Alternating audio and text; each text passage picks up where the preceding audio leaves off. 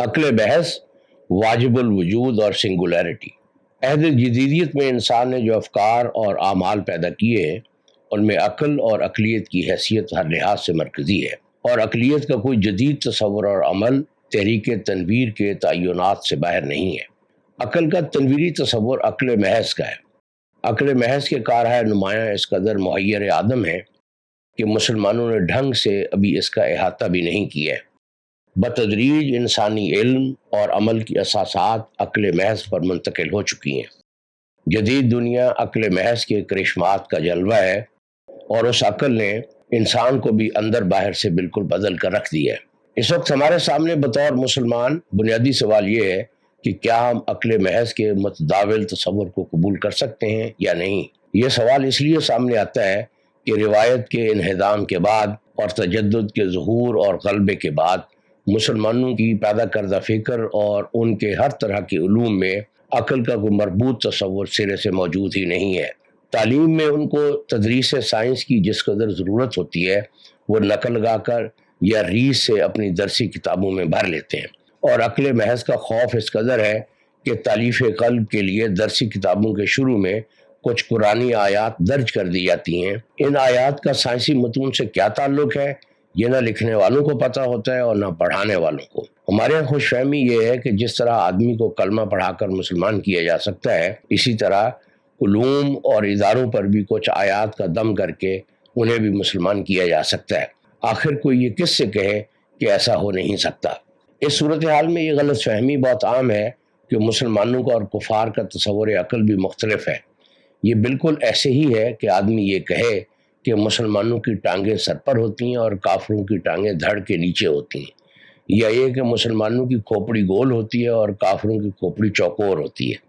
لیکن جب physics, chemistry, biology, computer یا طب پڑھانی ہو تو بھاگے بھاگے ادھر ہی جاتے ہیں۔ یہاں اس بات پر زور دینا ضروری ہے کہ دنیا کے سارے انسان جسم اور ملکات شعور میں بالکل یکساں ہیں، لیکن مقاصد حیات میں جو ارادی ہیں لامحدود تنوع ہے، یعنی عقل میں سارے انسان ایک جیسے ہیں اور مقاصد عقل اور معال کار میں قطعی مختلف ہیں۔ گزارش ہے کہ جدید عہد میں مسلمان عقل کے جس تصور کو اختیار کر سکتے ہیں وہ عقل محض ہی کا ہے۔ عقل محض کی علوم میں کار فرمائی سے عقلیت کے ایسے تصورات سامنے لائے جا سکتے ہیں جو مذہبی عقیدے کے معید ہوں۔ عقل محض وجودی موقف کے طور پر جن جن قضایا کو تسلیم کرتی ہے ان کی نشاندہی کی جا سکتی ہے، اور عقلی دلائل سے ہی ان کا توہم ہونا ثابت کیا جا سکتا ہے۔ مزید یہ کہ عقل اور اس کے زائدہ علوم ہی ایسا دائرہ فراہم کرتے ہیں جو تمام انسانوں کے درمیان قابل اشتراک ہے۔ اگر مسلمان عقل کے کسی بین الانسان مشترک تصور سے لا تعلق رہتے ہیں تو وہ جدید دنیا کے کسی بھی شعبے میں شرکت کا امکان نہیں رکھتے۔ بطور مسلمان ہمیں عقل محض سے جو مسائل ہیں ان سے نبرد آزما ہونے کا محل بھی یہی ہے، اور عقل تسلیم تک پہنچنے کا راستہ بھی یہیں سے نکلتا ہے۔ اور عقل محض کی شمولیت اور شراکت کے بغیر جدید مذہبی شعور کی تشکیل کا منصوبہ شروع ہی نہیں ہو سکتا۔ جدید مذہبی شعور اگر متمنی ہے کہ وہ عقل کے دائرہ کار کو پہلے سے متعین کر دے یا کسی طرح کی تحدیدات کو خارج سے عقل محض پر وارد کر دے تو یہ نادانی کی حد تک پہنچی ہوئی خوش فہمی ہے۔ عقل محض اس قدر جسور ہے کہ مذہب کی شہر پناہ سے باہر اپنی دنیا آباد کرتی ہے، اور جہاں پناہ بنتے ہی وہ مذہب کو شہر پناہ سمیت نگل جاتی ہے۔ اس کا واحد حل یہ ہے کہ شہر پناہ کے دروازے کھول دیے جائیں اور عقل محض کے کار تعقل میں براہ راست شریک ہوا جائے، اور عقل کا ہمارا جو بھی تصور ہے اسے وہاں آزمایا جائے۔ اگر ہمارا خیال ہے کہ ہمارا تصور عقل الگ سے ہو اور بالکل انوکھا ہو جو صرف ہمارے لیے ہی کارآمد ہو تو یہ محالات میں سے ہے اور ہماری بہت گہری توہم پرستی کا سبب ہے۔ عقل اپنی تحدیدات یا عدم تحدیدات اپنے کار تعقل میں ورک آؤٹ کرتی ہے اور صرف یہی اس پر وارد ہوتی ہیں۔ عقل کی ناصحانہ تحدیدات کا علم میں کوئی گزر نہیں ہے۔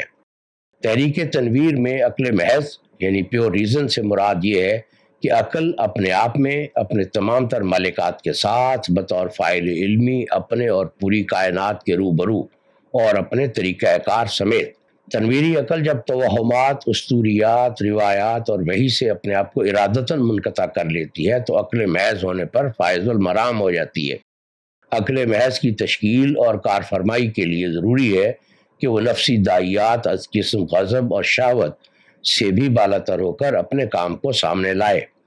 آگے چل کر تحریک تنویر کے آدرشوں میں رومانی آرزوئیں بھی شامل ہو گئیں تو عقل محض کے اس تصور میں ایک ہیروئزم بھی داخل ہو گیا، اور جدید انسان ایک غیر معمولی جرأت کے ساتھ پوری کائنات کا سامنا کرنے کے لیے تیار ہو گیا۔ آج کی دنیا جدید انسان کی اسی حیرت انگیز جرأت سے پیدا ہوئی ہے۔ رومانوی اثرات کی وجہ سے جدید علوم اور افکار و اعمال میں ایک دھارا ایپوکلپس کا بھی شامل ہو گیا ہے، اور عقل محض کی پیدا کردہ جدید تہذیب کسی فرخندہ فرجامی سے بہرہ مند نہیں ہے۔ یہاں یہ بات یاد رکھنے کی ہے کہ عقل محض مبدا یعنی اوریجن کے معاملے میں سائل ہے اور انجام یعنی اینڈ کے معاملے میں حائل۔ گزارش یہ ہے کہ عقل محض کا تصور اگرچہ کانٹ کا مانجھا ہوا ہے، لیکن یہ ہر طرح کے علوم میں برابر جاری رہی ہے، اور جدید علم الکلام میں بھی یہی عقل کار فرما ہے۔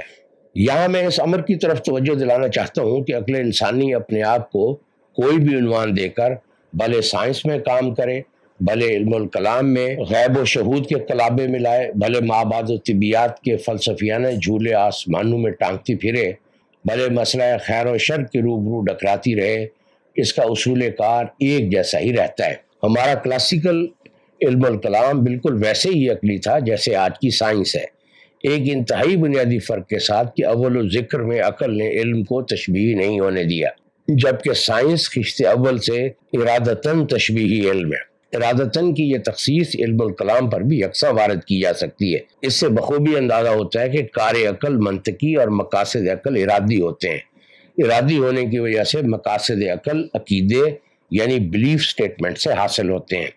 علم الکلام یہ اصول اپنے عقیدے سے اخذ کرتا ہے جو وحدت ہے، اور وہ شعور اور اس کے حاصلات پر یکساں وارد ہوتا ہے۔ جدید علوم میں دو انتہائی بڑے اور بنیادی مسائل ہیں۔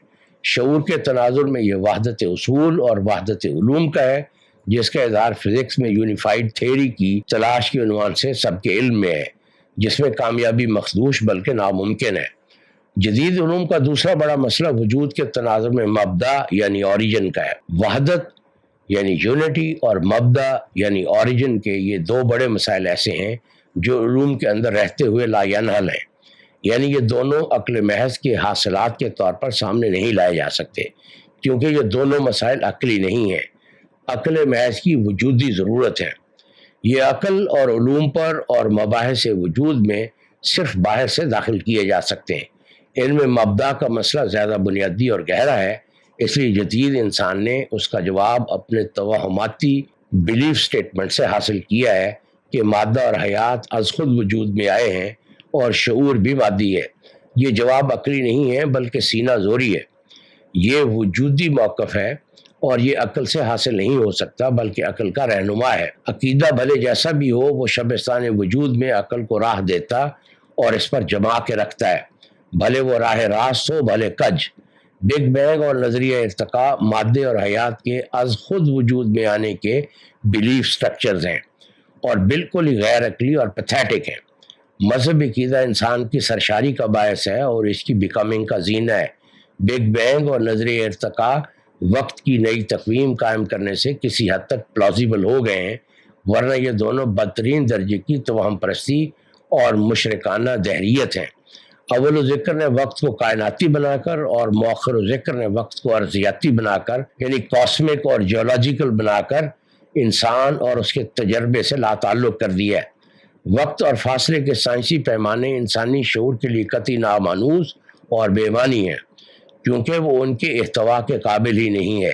یہ محض ریاضیاتی رقوم ہیں جو قطعی مجرد ہیں اور جن کو مساواتوں میں استعمال کر کے سائنسی التباس پیدا کیا جا سکتا ہے۔ سائمن ویل نے کوانٹم مکینکس کی دریافت کے بعد کہا تھا کہ ہمارے پاس سائنس ہوا کرتی تھی اور کوانٹم مکینکس کے بعد آج اس کا خاتمہ ہو گیا ہے۔ 100 سال ہونے کو آئے ہیں اور کوانٹم مکینکس کی کسی بھی ایک بڑے مسئلے کے حل کی طرف کوئی پیش رفت نہیں ہو سکی۔ کہا جاتا ہے کہ کائناتی اور ذراتی اسکیل پر قوانین فطرت دھڑام ہو جاتے ہیں۔ ذراتی اسکیل پر مادی وجود جو مظاہر سامنے لا رہا ہے ان کا علم ممکن نہیں رہا، اور جب علم ہی ممکن نہیں رہا تو کسی قانون فطرت کی معلومیت کا امکان بھی نہ رہا۔ یہاں دو باتیں قابل توجہ ہیں کہ کانٹ کا یہ موقف کہ صرف مظاہر کا علم ممکن ہے قائم نہ رہ سکا، اور دوسری بات ہے کہ انتہائی علم پر اوریجن کا وجودی موقف بھی عقلی طور پر ثابت نہ ہو سکا اور توہم بن گیا۔ معاملہ یہاں نہیں رکتا بلکہ اس سے بھی آگے بڑھ جاتا ہے کہ بگ بینگ سے ورا ایک آل سنگولیرٹی فرض کی جاتی ہے۔ یہ آل سنگولیرٹی کیا چیز ہے؟ یاد رہے کہ امتیازات وجود علم کی بنیاد ہیں، اور آل سنگولیرٹی میں ایک ایسے وجود کو فرض کیا گیا ہے جس میں داخلی یا خارجی کسی قسم کے امتیازات نہیں ہیں اور نہ اس کا کوئی علم ممکن ہے۔ جدید سائنس نے انسان کو شعور و وجود کے ویرانے میں لا کر اس کا ساتھ چھوڑ دیا ہے کہ کوئی عقیدہ باقی ہے اور نہ کوئی علم۔ مذہبی علم الکلام اور عرفان نے ان مسائل کا جس طرح سامنا کیا ہے وہ غیر معمولی ہے۔ علم الکلام نے وجود کے مظہر کو موضوع بنایا اور واجب الوجود کی صورت میں اس کا جو حل پیش کیا وہ عقل اور عقیدہ دونوں کے لیے سکا اور فلفلنگ ہے۔ واجب الوجود سے عرفانیات کا سفر شروع ہوتا ہے اور جو بہت سکا طور پر وجود کے ہر مرتبے پر علم کے اعتبارات قائم کرتا چلا جاتا ہے، اور وجود بسیط یا غیب الغیب یا ذات بعد کے مرتبے میں سارے اعتبارات ختم ہو جاتے ہیں، اور وہی مرتبہ منقطع الاشارات کا ہے۔ یہ وہ درجہ ہے جہاں ہر طرح کا علم ساقط ہو جاتا ہے۔ علم الکلام میں عقل واجب الوجود کا اثبات سلبی طور پر کرتی ہے اور عقلاً یہی ممکن ہے۔ واجب الوجود براہ راست عقل کے لیے نامعلوم کے درجے میں ہے۔ فزکس میں شہود کے خاص مرتبے میں علم کا سفر انجام پذیر ہو جاتا ہے اور سارے لاز آف فزکس ختم ہو جاتے ہیں، یعنی ان مظاہر کا کوئی عقلی علم ممکن نہیں رہتا۔ دوسری طرف آل سنگولیرٹی ایک مابعد طبیعتی مفروض ہے، یعنی وجود بسیط کے طور پر فرض کی گئی ہے۔ درجہ شہود میں ہی مظاہر وجود کے روبرو عقل انسانی کی فعلیت کا انجام پذیر ہو جانا اور آل سنگولیرٹی کو ایک مابعد طبیعتی مفروضے کے طور پر قائم کرنا انسانی شعور کی آرکیٹائپل فنکشن کو ظاہر کرتا ہے۔